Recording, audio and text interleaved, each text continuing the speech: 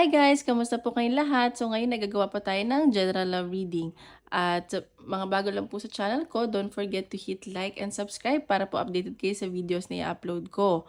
At sa mga gusto magpa-private reading, message na lang ako sa Facebook or Instagram, nasa description box below. At paalala lang po, hindi po lahat ay makaka-resonate. So take what resonate and leave what doesn't. At pasensya na nga po pala ngayon lang ako nakapag-upload kasi medyo masama yung pakiramdam ko. So nagpapahinga po muna ako. Ayan. Tingnan natin kanino energy kaya makukuha natin ngayon. General reading.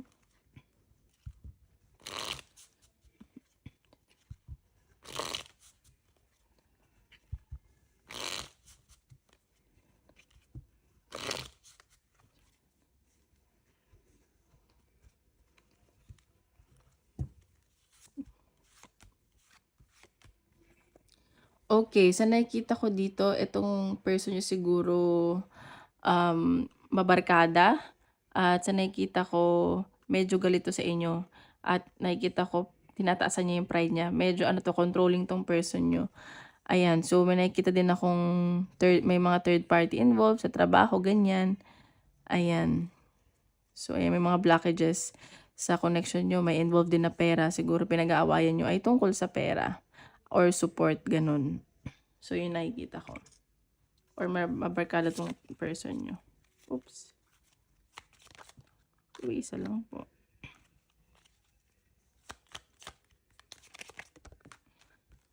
Okay, authenticity. So, ayan. So, baka nga yung person nyo nababarkada at nagpapakatotoo siya. May nasa-sense din ako na LGBTQ dito.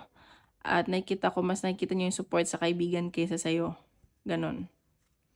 Basta yun yung, ano yun, ayan o, lagi siyang gumagala, may mga adventure siya, may mga lakad siya, ganun. Ganun yung sa sense ko. Tingnan natin, energy ng person mo. Isipin mo yung person mo, banggitin mo yung pangalan niya 3 times.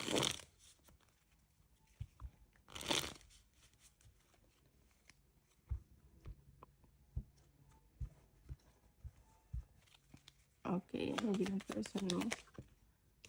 Isa lang po. Okay, 5 of Pentacles. So, ayan. So, nakikita ko, di ba sabi ko, parang may involved na pera. Baka yung person mo may mga problema sa finances, may mga financial loss, ganyan. So, baka kaya siya nagagalit, ganyan, gayon.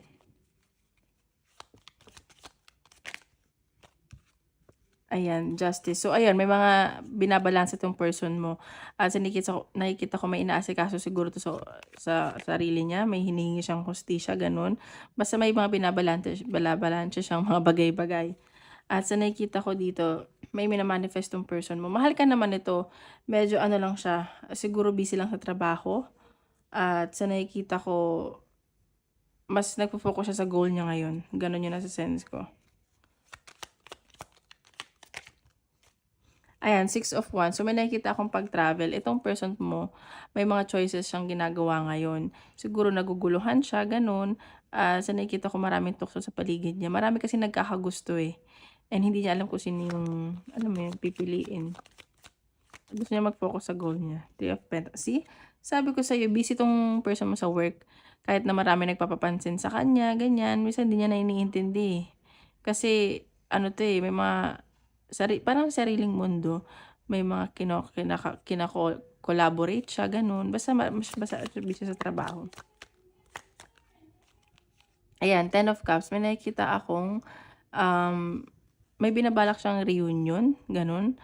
And sa nakikita ko, ginagawa niya to para sa pamilya niya or kung pamilyado kayo para sa inyo, ganun. Basta ginagawa niya lahat. Kasi nakikita ko mahal ka naman ng person. Mataas lang yung pride siguro nito. 3 of Cups. So, ayan, may celebration nakikita. At nakikita ko, nababarkada nga tong person mo. Ayan eh, puro celebration eh. Kaya siguro na-affectan yung finances niya. The Empress, ayan. So, itong person mo, nakikita ka naman niya as like perfect woman na or man na mapapangasawa niya. Nakikita niya na sa'yo gaganda yung buhay niya at nakikita ka niya makakasama niya habang buhay, ganun.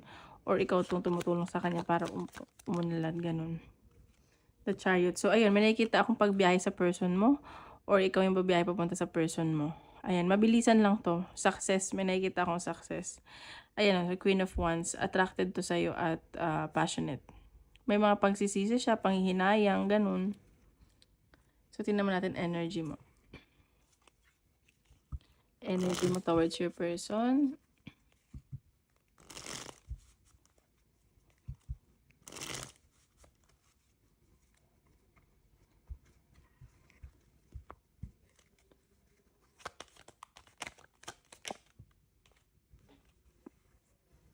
Okay, Eight of Swords. So, ito, nafe-feel mo na parang hindi ka makausad pag sa connection nyo. You're feeling stuck, ganon. Basta may nagre-restrict sa'yo. Ayan, Seven of Cups. So, ikaw, marami ka kasing option. Marami ka din responsibility sa buhay. At sa nakikita ko, may mga, ano ka din, siguro may mga opportunity pa parating sa'yo, pero hindi ka makawala kasi dahil mas pinipili mo yung person mo. Ganun yung nasa-sense ko.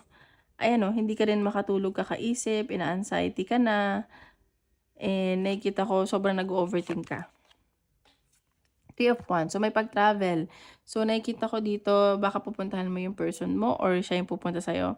Kasi nasa yung side na travel eh, baka pupuntahan mo siya. Nag-aantay ka lang. Ayan, so hoping ka naman dito sa connection na maging maayos, magkabati pa kayo, or kung hindi man kayo nag-aaway na nag-hope ka na mag-work yung connection nyo, ganun. Four of Cups. So, ayan, may mga hihinangyangan ka lang, nagme-meditate ka din siguro. Like, nag-iisip-isip, ganun. So, ayan, nakikita ko. Oops. Ayan, the lover. So, ayan, sa nakikita ko naman, mahal niyo naman yung isa't isa eh. At ikaw din, nakikita mo na siya yung makakasama mo. Nakikita ko mutual naman yung feelings niyo, ganun. May partnership. Ayan, Ten of Pentacles. So, completion. Ayan, so, for long term, siguro nakikita mo itong tao for long term. At ikaw rin nakikita niya as long term na. At sa nakikita ko, pag nag-commit kayong dalawa, yung commitment niya talaga pang long term na. Hindi lang siya yung pucho-pucho, ganun. Ayan o, parehas kayo ng energy, tawag dito? Three of Pentacles. So, i-workout nyo to. Willing kayo i-workout to. Siguro kailangan nyo lang ng space ngayon, ganyan. Kasi parang ngayon nga, sa trabaho hindi okay. Yung finances na apektuhan. Ayan. So, medyo nababagalan ka lang sa, ng person mo, sa actions. Kasi nga, mas focus to sa finances niya. Siguro, ka lang, mag-chill-chill muna kayo, ganun. Tingnan natin. Ano pa papakita ni universe?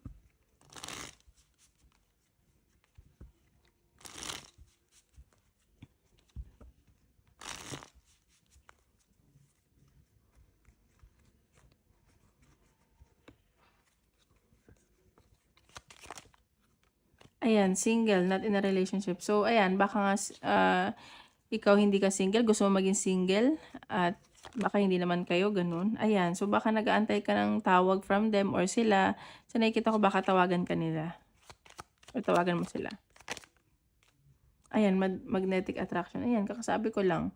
Grabe yung attraction nyo sa isa't isa, as in, like, siguro, kapag magkasama kayo, alam mo yun, like, parang hindi kayo mapaghiwalay. Nafe-feel nyo yun eh, or kahit malayo kayo, attracted kayo sa isa't isa, para kayong magnet, ganun, sa isa't isa. Ayan. Between the lines. So, read between the lines lang. Look what's hidden. So, syempre, wag ka basta-basta din magtiwala sa person mo, or kahit sino, like, in general. Kasi, dapat magtitira pa rin tayo para sa sarili natin. Ayan, unexpected, all of a sudden. Ayan, baka may mga tinatago or kasinungalingan. Ganun. So, tingnan pa natin. Oops.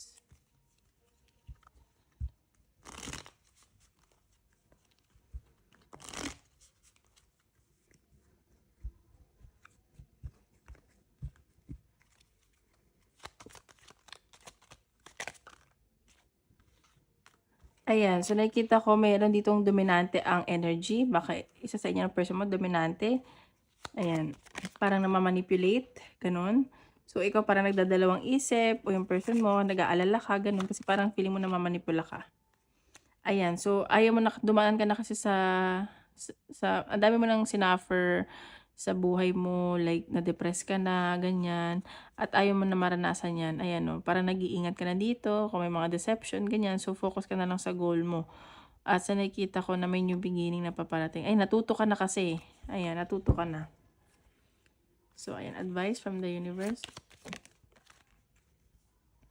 It's time for healing, not war. So, ayan. So, siguro, hindi naman dapat kayo mag-away. I-heal mo na lang yung sarili mo or mag-usap kayo, ganyan. Kasi wala namang patutunguhan eh. Mga natuto na tayo sa buhay. And it's 2024. Hindi na dapat, wala na dapat hate, ganun. Don't be afraid to sing. So, wag ka daw matakot na mag-voice out, ganun. So, next naman natin sa career. So, guys, don't forget to hit like and subscribe. Okay? Para updated tayo sa mga videos. General career reading. Career reading.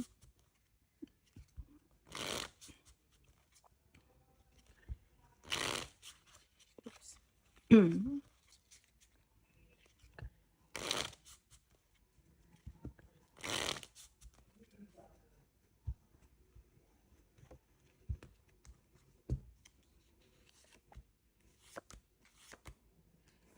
Okay, dito sa career, sa nakikita ko, siguro may mga conflict lang sa career at nag-iingat ka, ganyan. At baka na-involve ka sa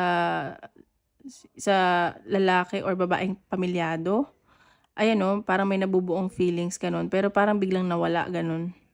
So, ingat lang. Or yung boss mo, pamilya sa'yo ay turing sa'yo pamilya, ganun. So, tingnan pa natin. Wait lang.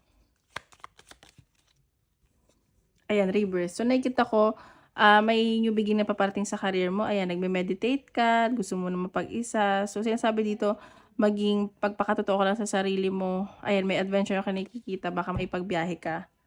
Ganon. Or baka magti-team building kayo, ganon. Okay. General career.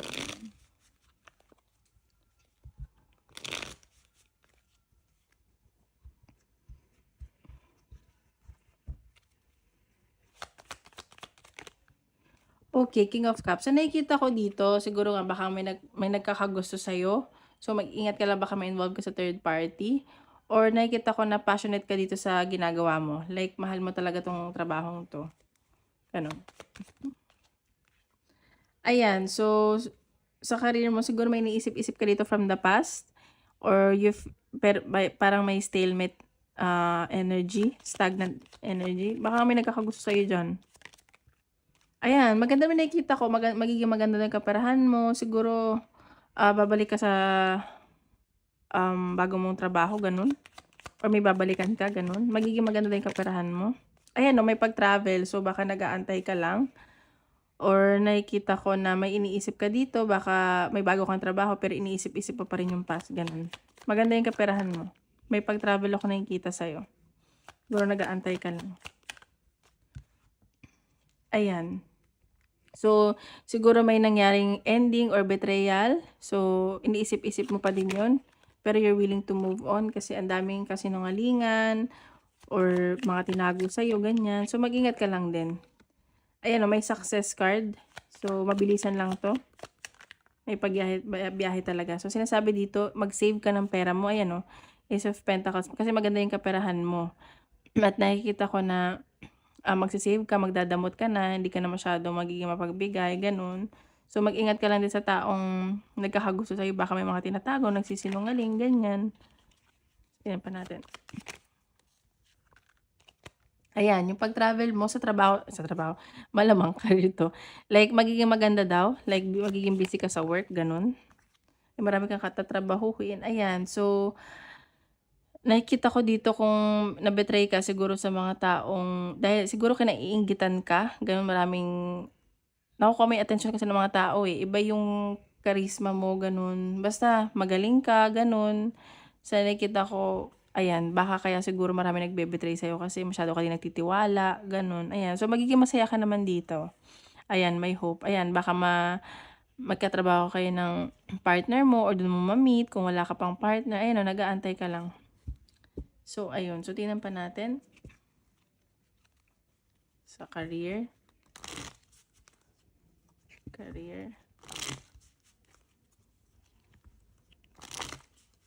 Ay, ba't may nakasama? Sorry.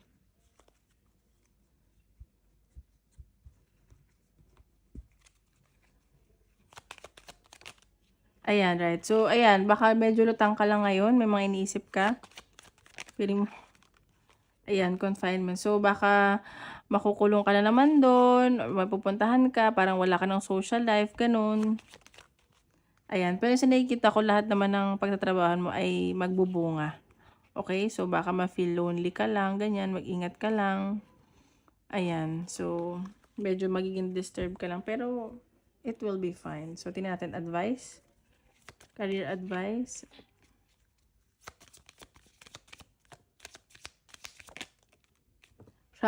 Traveling lightly, simplify your life. So, ayan. So, baka nga may pag-travel sa'yo. Sinasabi dito na, wag ka siguro masyadong magdala ng madami, gano'n.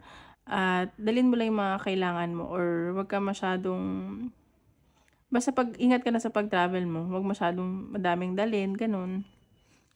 Ayan. Distant thunder, clear the air. So, ayan, nakikita ko na kailangan mo ng kalimutan yung past at maging ano ka na lang dito sa present, mag-focus ka, gano'n. Okay, so ngayon isip ka ng question, tingnan natin kung anong sagot ni universe.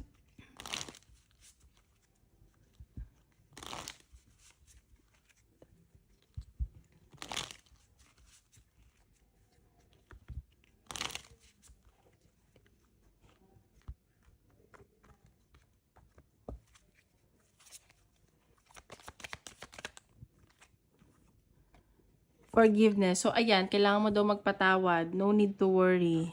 Ayan, wag ka daw mag-alala. There's something better, no. Ayan, so may success. So, magpatawad ka daw. So, ayun lang guys. Maraming salamat. Tomorrow ulit.